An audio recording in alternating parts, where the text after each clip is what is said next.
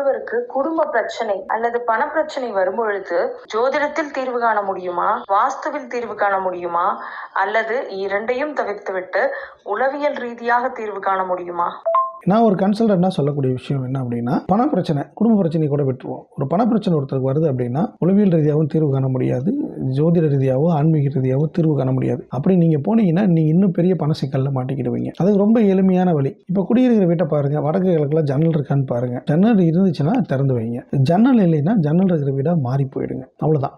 ஜன்னல் இருக்கிற வீடு, வடக்கு கிழக்கு ஜன்னல் இருந்து ஜன்னலை திறந்தால் வானம் தெரியும்படியான வீட்டுக்கு போனீங்கன்னா கண்டிப்பாக பண பிரச்சனை இருக்கவே இருக்காது.